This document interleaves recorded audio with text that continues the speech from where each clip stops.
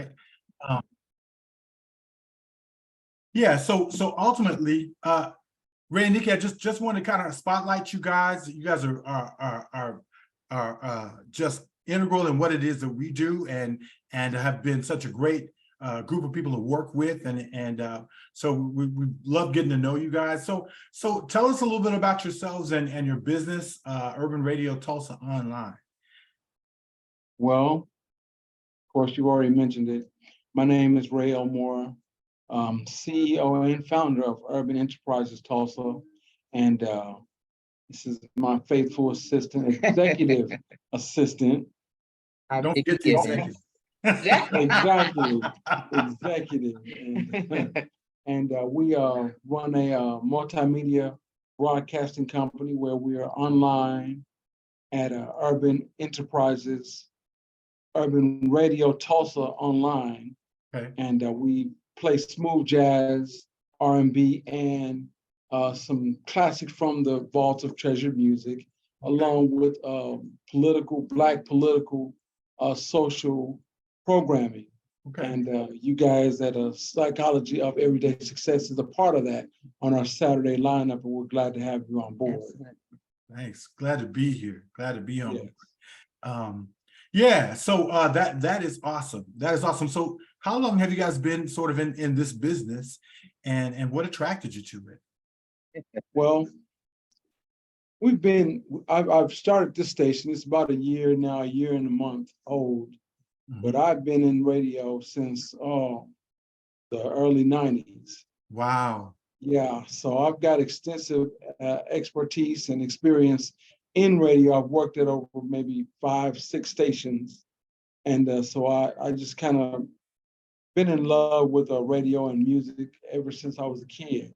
I remember times that we would travel to different cities as I was a child, going through different cities, and I'd have my little boom box and I'd be recording radio, I don't know what really fascinated me about it. I liked how the stations would say their names and, the music and all that. It just fascinated me. So that's probably how I got started in radio, just loving music and loving, everything about it. But what really got me into it here of late is that I saw a need for the community. Wow. And this would be a great I figured this would be one of the greatest outlets and one of the greatest platforms to feature for other businesses to get their names out and to get their marketing campaigns started. So us being in the middle of that, I figured this would be one of the best conduits to have that done. Yeah, so that's kind of how I got started in that. And I've been doing it ever since. So been doing it ever since. That's kind of how I got started in that. Right. And I've been doing it. So in the 90s, what were you doing in the 90s? Like what stations? Because you gotta talk about that. In the 90s, I worked at KBLK, a station here in Tulsa. Okay. I worked at KTOW here in Tulsa, all the way up until the 2000s. And one was a gospel station, one was an R&B station. And so I just got a chance to learn all the ins and outs, all the different positions of radio. Okay. So I've been through it, and I've consulted with a lot of other companies, and this is not the first radio station that I've started. I started one around 2000, and I think it was around 2010. Okay. Up until about 2014, up until the point where I ended up selling that station. Wow. So up until about a year ago, we started this one here, Urban Radio 100.7 FM. Man, that's so cool. Nikki, you've been pretty quiet. Tell us about your background. Well, unlike Ray, I have no experience in radio whatsoever. I often say this was not my passion because I'm actually an educator in higher academia. I'm a full-time faculty member of political science, associate professor of political science. This upcoming August will make my 35th year in higher education. Wow. So when I met Ray Elmore, he spoke with me about his passion. And because I believe in the upliftment, first of all, Black love, Yes. And secondly, the empowerment and the importance of that empowerment of our people. Okay. I could not be a part of this. Okay. And so I learned from the bottom of the ground, almost like sweeping the floors, taking out the trash, learning how to talk on the radio. And the thing that's so ironic is that I sing.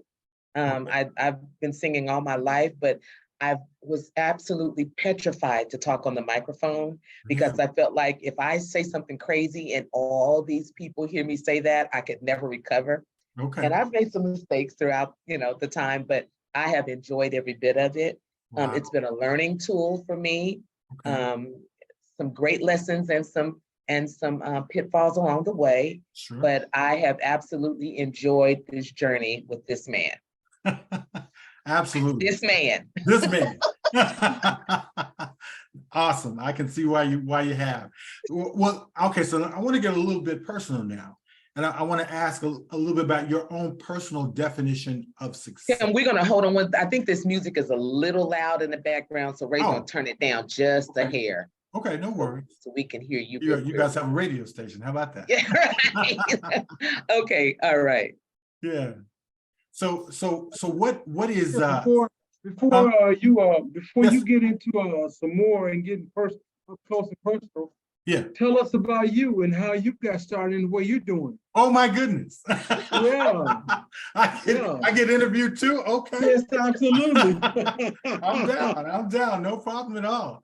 No, wow, that's a great question because and rarely do we get asked that. Interestingly enough, the whole psychology, counseling, that piece has been sort of my passion, the thing I've been interested in, and as a matter of fact, I don't think I found it; it kind of found me.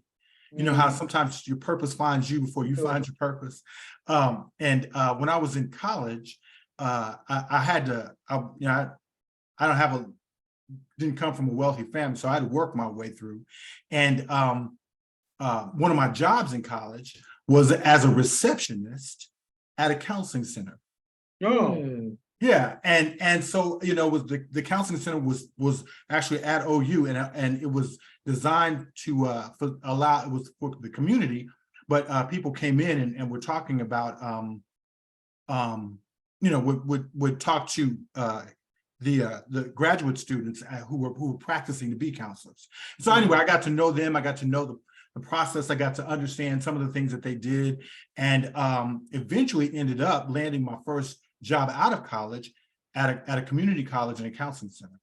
And I was working with boys from disadvantaged backgrounds, and from there, man, it just took off. And then when it got the master's degree, now working on a PhD and doing all kinds of things in that regard, and have been doing counseling, coaching, that sort of thing for the last, 30 years. So wow, that's phenomenal.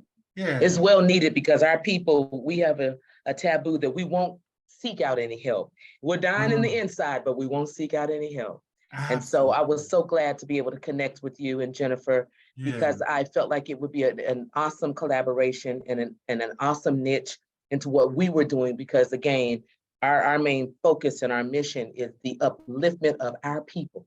We know that there's a cornucopia of assistance for other people who may not be melanated.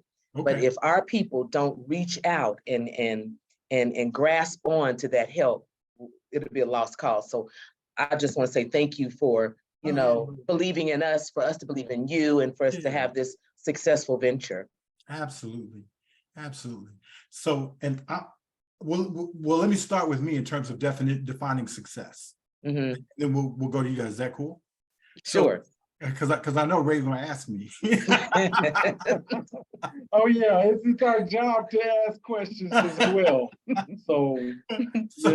So my personal definition of success really is about, and one of the reasons we started Psychology of Everyday Success is to understand that success is more a journey, not a destination, right? And ultimately, my intention is to live in a way that is successful on an everyday basis. Right. So enjoy success. One of the we talk about in psychology, stinking thinking, right? And one of the concepts around stinking thinking is that I will be happy when. Right? Once I have done this, I will be happy. Right.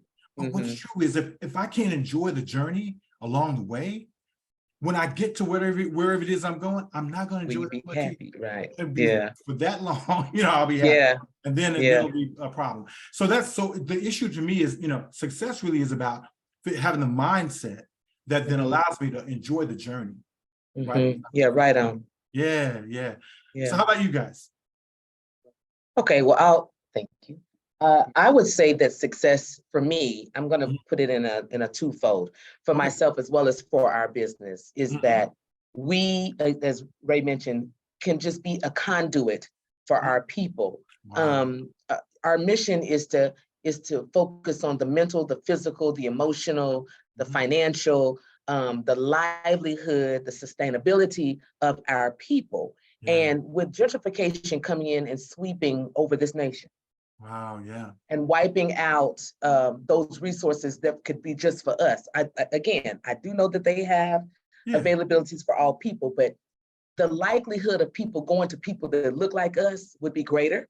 Sure. If we provide those opportunities for our people. Absolutely. And so for me, in terms of the success of myself and for this station, is to just continue to be a conduit for our people so that we can become that beacon, so people won't have to worry about, not having those resources available to them, and just tailoring to the needs of our people, because quite frankly, we're very unique. Yeah. We have different culture. Oh, we may not be monolithic, but we are a unique people, and a unique people begets a unique people. Yes. Absolutely. So that's just how I would do it. Success to me is being happy and enjoying what you do in life. Yeah. I think that once you achieve something that you have strived to do, and like you say, Tim, it's all in the journey. It's not the destination. Yeah. Because when you get to the destination, what else do you have to live for? It's like it's pretty much over. So the journey is where the thrill is. And for me, especially, I feel successful in what I do when other people are successful in what they do. Right.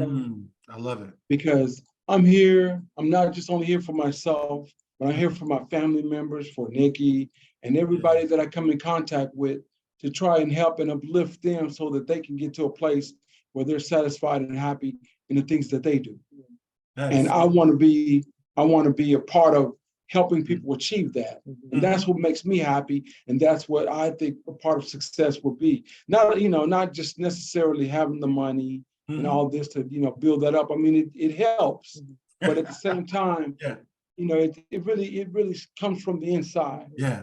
Happiness starts on the inside and then it comes out. It's like a flower. It starts from a seed. Yeah. Then it grows. You see the growth, and that's the happiness of the journey of when it started. Yeah. And the fruits of the labor of that. There you go. So that's where I am, and that's where success means to me. Can I springboard a little bit on that as well? Sure, is that, when you said that, I instantaneously thought about a quote from Dr. Martin Luther King in which he said, "You have to love the people to serve the people." Yes. And so, when I also think about what you and Ray both just mentioned, I'm not looking at this as a Maslow's hierarchy of needs. Right. It's not going to be a self-actualization just real quick and instantaneous of intrinsic rewards.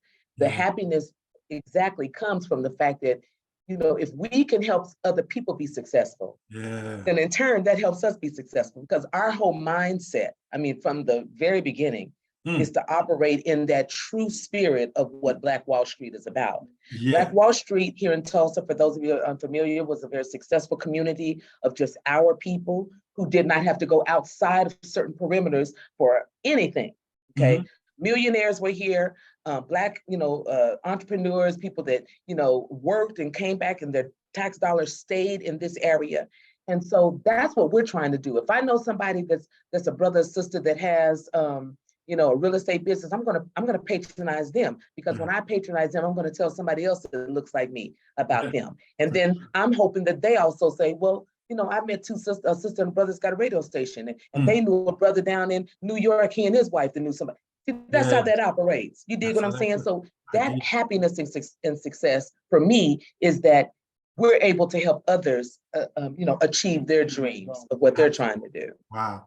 That's powerful. Yeah, I was going to ask about that whole Black Wall Street reference. We all of us actually being from Tulsa. What's interesting is there's the whole. I think of Greenwood as being a mentality. Right. Absolutely. So. So it wasn't just a physical location. It was important. Sure. But it was how do we work together? Right on. Something, that ultimately can stand the test of time. Absolutely. And what the story that doesn't get told about Greenwood is that even after it was destroyed, right? What happened was it was built back. Right. Strong. Right. As a matter of fact. So the thing that really ultimately undermined Greenwood was the idea that those of us who were in the community decided that we wanted to go outside the community. They thought the grass was a little green on the other side. On the other side of the fence. Right. Yeah, it is, but it's because there's some manure over there. You better say that right. Say it well. No. But you hear where I'm coming from, though. Yeah, right on. I'm just saying that it's important to do that. So what I hear you saying is the whole concept around each one reach one, each one teach one. Absolutely. And so we build each other and pull each other up in that regard. So that's right.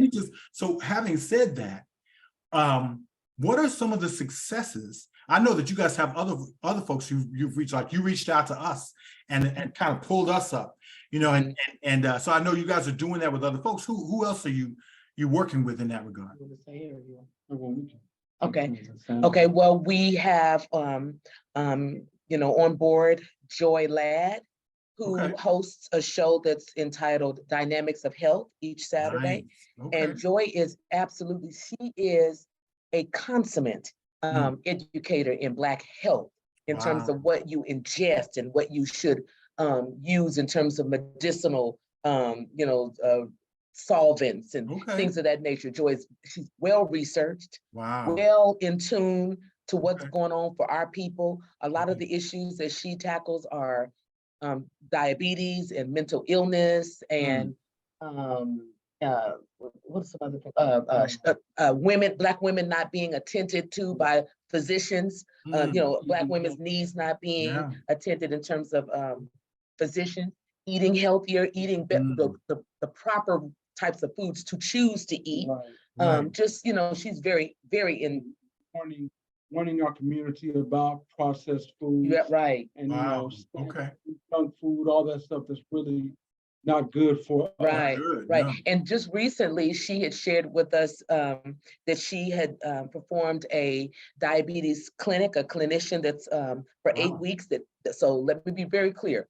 Her symposium is an 8-week symposium that talks about diabetes and how to, live with it and how to reverse it at the same time. And we contacted her last week and we wanted to inquire because we had some people that wanted to join. She said it was full. It was full. And so just to know that we had a part of that, we were just like, just getting her message out, that spoke volumes to what we're trying to do. Then on the other hand, we have LaQuanda Pippins, who is our real estate guru. She has a show that's entitled Ask the Realities of Real Estate on Saturdays. And she just recently shared with us that she has 3 buyers for a home. And she's new to our whole team. And so we were just elated by that. And maybe you want to mention anyone else? I don't want to do all the time. We've got Tristan Wilson of the Keith D. Bigelow Funeral Home. And that's another important program that we have. He's educating our people in things, funeral preparedness, because there's a stigma about us that we don't really want to talk about it, don't want to deal with it. And of course, it's going to happen ultimately in everybody's life. Someone is going to die, and you have to deal with that issue. And so he's really enlightening us on a lot of information and steps, the preparedness, and the things that can be done prior to something like that happening. So it won't be such a big deal when And a it does burden happen, on and a the burden. family, right? So there's a lot of different options that are available to people that, we just don't know about. So that's opening up the doors for him as well. And there are already major players in, I don't want to say in the game per se, but they're major players in that industry because they have 4 funeral homes in the state. Oh, and wow. so the fact that it was really by divine intervention by the universe. We were at breakfast one morning and I had recognized him because I had seen him somewhere here in Tulsa. And then I just happened to say, brother, because when I see people that look like me, I'm always right. going to approach my people. And I was like, say, brother, aren't you with that funeral home? And so we got to talking. He said, I'd love to come on you guys' show and talk about funeral preparedness. I said, give me your number. Let's get started. Let's get started. Okay. Because, Big Mama's going to die. And a lot of times Big Mama don't want to talk about funerals because, they think they got one foot in the grave if they start talking about it. But like Ray said, if we don't start talking about those issues and what you need to prepare for when that time comes, it can help alleviate a lot of issues down the line.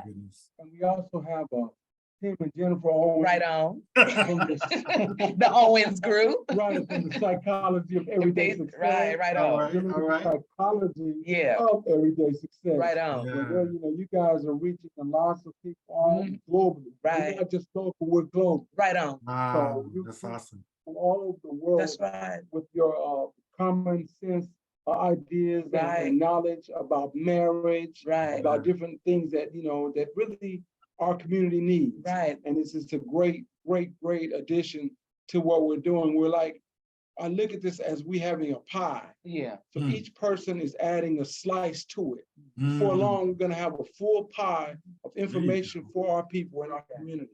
You guys have been so instrumental in helping keep the glue together, which is that nucleus of the Black family. That's so important.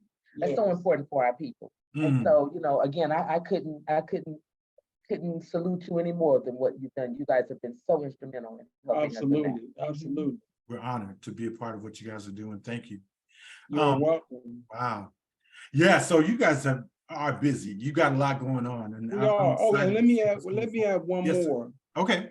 We've got our community activist, James Johnson. Yeah, right on. He comes in periodically and he updates the community on things that's happening in the neighborhood. Right. Okay. Things that we need to be aware of. He doesn't really necessarily have a show, but we open it up for him as like a community spotlight. Yeah, right on. Like a PSA type He's deal. a community commander is what I call him. Yeah, he's part of the Black Panthers and he wants to get things done for our community because there's a lot of disservices being done in our community and they need to be addressed. That's right. For sure. And without that voice, then a lot of people just think that nothing's going to get done.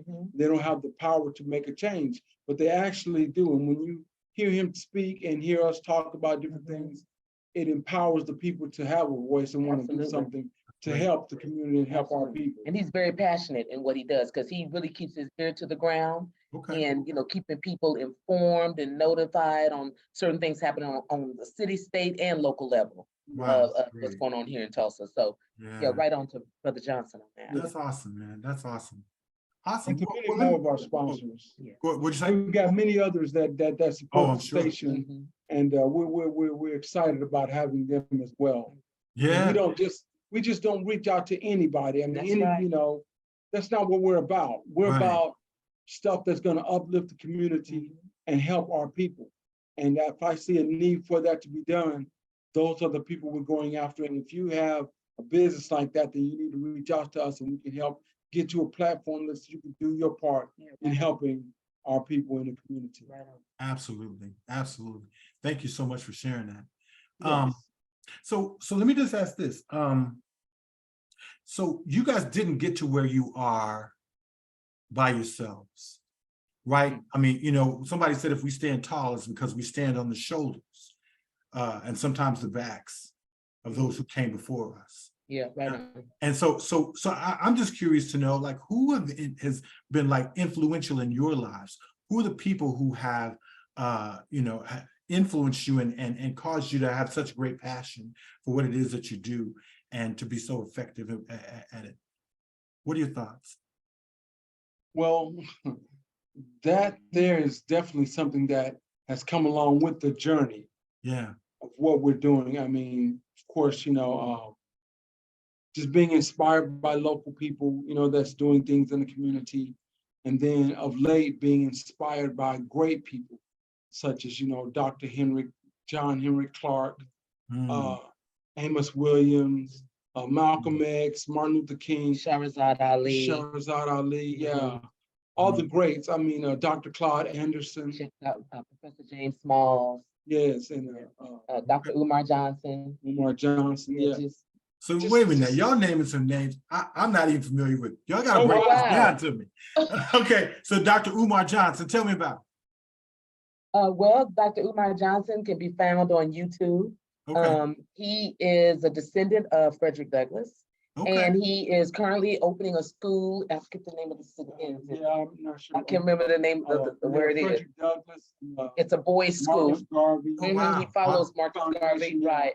And so a lot of his ideology is about Pan-Africanism and the fact that, we need to just focus on our people first. It's okay to have, allies here and there, but it's important for us to focus on our people first, Black first. Okay. And so many of those theorists that we've mentioned have that same ideology. And so that being said, I think that's really kind of how, not even kind of how, that's how Ray and I even got connected. I didn't know Ray. I knew his sister. His sister and I worked together for many years. And she was like, oh, my brother's really into all that Black politics. And I've always been into Black politics. And so then we finally met and I was like, okay, he might be a keeper. I might be able to do something with that. So the fact that, just having those like minds is what I'm basically saying. Because it's very, let me tell you something, being someone who follows Black ideology can be a lonely path if others don't believe in the same ideology or even support it. It can be lonely in terms of family may turn against you, friends may not really understand it, because everywhere we go, we speak this type of empowerment, and not all people that look like us believe like us. And that's a very disheartening thing, but we're not going to stop what we're doing to make others comfortable. So when you say, some of those things of, what influenced us, those are the people that kind of laid the foundation for us to carry out and take that torch and move forward. Okay. That's awesome, man. That is great. Yeah, so I want to kind of shift gears a bit. And somebody said, I never fail, I either succeed or I learn. Right? I never fail, I either succeed or I learn. So wanted to ask about how you guys look at the whole construct around failure, setback, those kinds of things. Like, so I ask you, how do you define success? How do you define failure? What are your thoughts about that? Well, I can briefly, and you can join in. Okay. Excuse me. To me, failure, a lot of times failure comes in the sense of a person not even venturing out to see if that thing is achievable. Okay. Because you can defeat yourself in a lot of things that you may want to do. Okay. I saw this one guy was making a speech and he said, if you want to do something, if you have a talent, whatever, go for it while you're young or while you have a chance to see if it's going to be a success. Okay. Because you'll never know unless if you even go fishing with, you have your rod and reel and your bait, you'll never catch any fish unless you cast that into the water. So, you can walk along the bank, you can get in the boat, you can do all these things, but you'll never catch any fish until you throw your rod, your hook out there with your bait and reel in some fish. You got to get your hook wet. You got to get the hook wet, exactly. So, and that's how it is in life. Nice. If you have things that you want to achieve, don't be afraid, because once you get old and on your deathbed, this guy also said, all these spirits will be standing around you and say, hey, I'm the spirit of talent. I'm going to go to the grave with you because you never shared me with anybody. Wow. All their gifts and all their talents and all the things that they could have done, you can't do them when you're 90 years old. Wow. You can't run a marathon. You can't run a 100-meter dash when you're 90. Not Right. saying you can't, but it'll take you a long time to do it. You Yeah, know? right. And so, that's one of the things. So failure to me is not pursuing the things in life that you really want to achieve. That's good, man. You That's know, good. Yeah. and of course, personally, there's been things that I've tried and attempted that didn't work, but like you said, I learned from them. And I would never know what it was like or how that that hamburger tastes unless I purchased it. There you go. And spent a little time in that and how it actually worked before I could realize, hey, maybe that's not for me, or maybe that is for me. Yeah, absolutely. Good stuff. Thank you. Thank you. How about you, Ms. Nikki? Well, the question to me, let me say it this way. I don't really believe in failure. Okay. I don't. I believe in pivoting. Okay. All right. And so, and I have that mindset because first of all, I'm type A. Okay. And I'm a Gemini. And I'm a 2.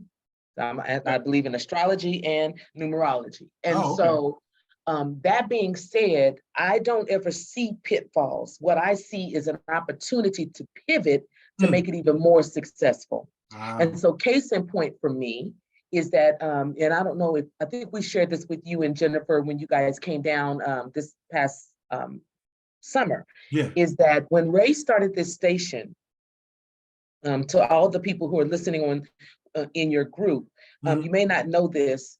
This is a Black power business, okay? And anytime you start espousing Black power, the dominant society doesn't want you to do that.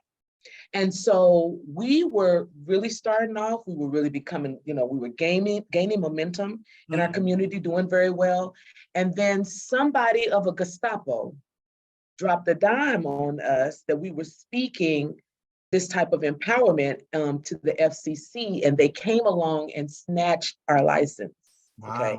Wow. In doing so, they also sent a correspondence that said if we continued to do what we were doing, that they were going to fine us close to $3 million and $2,000 a day if we didn't cease and desist.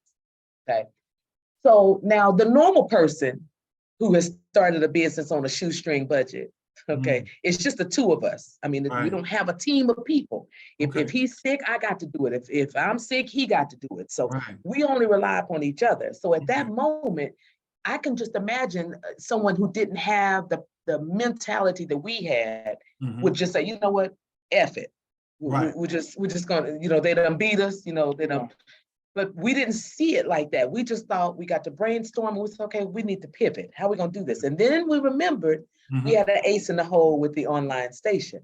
So that being said, we just said, okay, now we need to figure out how do we, encompass a greater success in what we're doing to still make this go and be successful.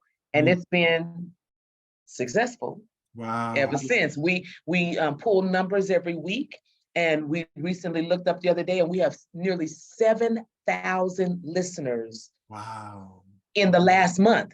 And you're talking about just coming from 2 or 3 people that would listen every now and then to 7,000 with a 2-member team in this little small building in North Tulsa, Oklahoma. So, the fact that the federal government thought that we were almost like Scarface and Pretty Boy Floyd, that they would put a $2 million bounty on our head, we had to be doing something right. It's true. To be that powerful. For these 2 people here, to be able to get the notice of somebody of that stature. So we're not gonna stop. Okay. We're gonna keep going. Sure. And we're welcoming anybody that wants to come along with us for this journey, because it was all about forward forever. There you go. There you go. Yeah, that's interesting. People can get confused, about what you're doing. The assumption is that if I'm pro-Black, that means I'm necessarily anti XYZ. Not our thing. Not our thing. But see, that's the misnomer, Tim. Everything can. It's really interesting how some things can be too Black, but nothing is ever too white. You see, because we so. Yeah. It's okay. It's okay to create a space for us. It's okay. It is. It's okay. It's okay. It is. Loving our people doesn't necessarily mean that you hate other people. Right. It don't mean that. And that's what they tend to think that, Exactly. they're all about the blackness and this, that they hate me. That's not the case. You focus on your own people. You don't have time to hate other people. That's right. We got enough to do on our own. We got a lot, man. My plate is full. Right. What are the things that I need to do within my own community to be concerned about other people? Right. Now, Exactly. me loving and liking other people, it doesn't ever cross my mind because I know that our people need help. We're the first, we're the last to get help and assistance from anybody. And we need to be at the top of the list, but we're at the last of the list. And we're still trying to fight for the things that are rightfully owed to us. Right. Yeah, I mean, just I hear you. case in point, let's just say reparations. Yeah, right on. We built this company. It is a country and it's a corporation as well. But we built it. If it had not been for us, they'd still be running around in horse and buggy. You know, we are the ones that created the automobile. We are the ones that created Central Air. We are the ones that created the stoplight. We are the ones that pretty much created everything that's prosperous and needed in today's society. In order for society to sustain themselves. In order for society to run itself. So we need to get the credit. The credit is due to us. This government is giving lots of monies to all types of people, but we are at the bottom of the totem pole and haven't received a dime. Right. So if they can find money to give to Ukrainians, which hadn't spent a dime in taxes right here in America, they can find the money for us as well. Yeah, it's not about not having enough money. That's entirely true. Sure. That's for sure. So let me just ask this. So in terms of looking at the lessons that you've learned and how you've moved forward through those things, what advice would you have for, let's say, people who are coming along, right? Who haven't quite had the experience, don't have the expertise, maybe not even the confidence in themselves to be able to do what it is that you've done, to overcome the setbacks that you've overcome, to be able to accomplish the things that you've accomplished. What advice would you have for them about how they can actually achieve and aspire to become what it is that they have the capacity to get to? I would say for people to always believe in yourself. Okay.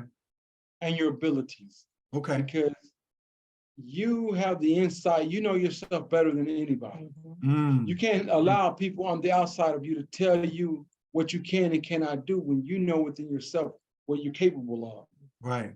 And you have to be your own best cheerleader. You have to just shrug off all the negativity and be positive. Okay. Find the strengths that are within you and go with that. Nice. And learn as much as you can and strive on learning the truth so that you can't be caught up in the web of beliefs of other people and religions and different things of that nature. You can't allow that to bog you down, because life is it's about more than someone believing a certain thing. That some of it's not even realities. A lot of it's just myths. Okay. So you need to believe in yourself and research and study all the things that it is that's within you so that you could take that to the next level.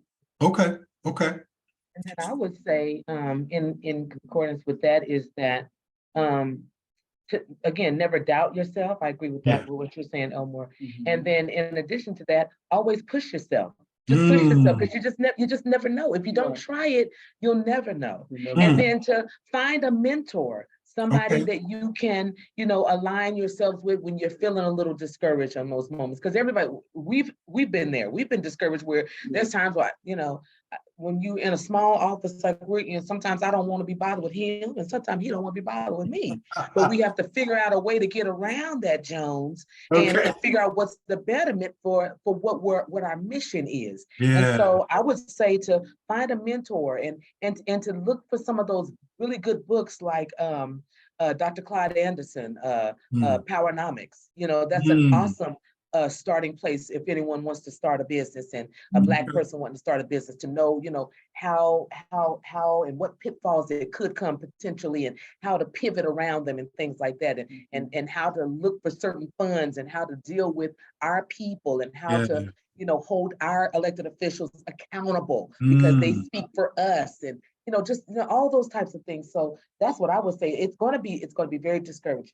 It is, and there'll be people that not only look like you, but sometimes your family, they may not agree with you. Sometimes they may not even support you, either ideologically or financially. But that doesn't mean stop. That means keep going, keep pushing, because there's somebody else out there that will align themselves with you and believe in your mission. So you got to keep going. Keep going. Keep going. That's good. So what I heard you say, Ray, is know yourself. Yeah, right on. Knowledge is power, right? And self-knowledge is immense power. And Nikki, I hear you saying keep pushing. Don't give up, don't back up, don't quit, don't stop, keep moving forward. Even if you got to go by yourself. I know that's the truth. It's like reading a book. Yeah. You don't know what's going to happen until you continue to read it. Till you get when you start a thing, you really don't know what it's going to be all about. You don't know the pitfalls or the successes that are going to be in it. But as you read more, you get halfway through, you start to get the ideas. They start to come to you even more so. You get to the end, you'll be like, all right, yeah, I'm ready. Yeah, I'm going to take this thing and I'm going to tackle the world. Right. But you wouldn't have known that if you had not started to read the book in the beginning. And your journey is like a book. Yeah. If you don't get started doing something, you're going to never know what it's like in the middle, or 3/4 of the way in, or toward the end. Wow. You'll still be fumbling around at the first few pages. And then you can put that book aside and you can get 1,000 books. But if you only read 2 or 3 pages of it, you'll never know what it's about. Wow. So you're going to need to go through the whole process of what it is you believe in and go through it and learn about it. And then, like I said, link up with like-minded people. Yeah. Because iron sharpens iron. You need people that's going to be in your corner, that's going to encourage you, not give you all that old negativity until you can't do it. Those are the people you want to cut off. Yeah, we've had so many people who, they may not have a business, but they have financially donated towards our business just because of, something that they might have seen on a post or something they heard that was over the air. Because we hold broadcast ourselves with Conscious Talk Radio, and something they might have heard, or, just the fact that they want to see us succeed, that within itself lights a fire for us to keep going. How would it look if we take somebody's money and then turn around and say, we ain't doing this no more? We done. Yeah, that's not good. Where they do that at? Right. So again, knowing yourself and keep pushing, and then, I'm a graduate of HBCU. The montage is when you go over, you pull somebody else and look like you to come on over. You see what I'm saying? Somebody look like you. Even when these college students, when they graduate and they have career day, a lot of colleges come back, the people come back that, these Fortune 500, they don't look like us that are melanated. They look for the melanated students. But when you go to these other colleges and somebody look like you, they're gravitated to those young brothers and sisters and look just like them to bring them onto those companies. And that's what we want to do. We want to bring people along that bridge to help them understand, look, it's okay. We got you. We're going to inform you. We're going to feed you this knowledge, and you're going to feast in the famine of success for the rest of your life. There you go. There you go. Wow, you guys, thank you so much. Just in the interest of time, our time is running short, but man, I could talk with y'all for hours and a half. Likewise. So and we hate that we didn't get to see Jennifer today, so please tell her that we missed her. I will. She wishes she could be here, but she had some other things to do today. So understand. But listen, let's do this again. Yes, at some point. Yes, absolutely. All right, we appreciate you guys so much. So just we want to sign off by saying, this is Psychology of Everyday Success, our member spotlight, featuring Ray Elmore and Nikki Gibbons of the Urban Radio Tulsa, and all the best, you guys, going forward. Y'all take care. Thank you, Tim. You guys too. Thank you.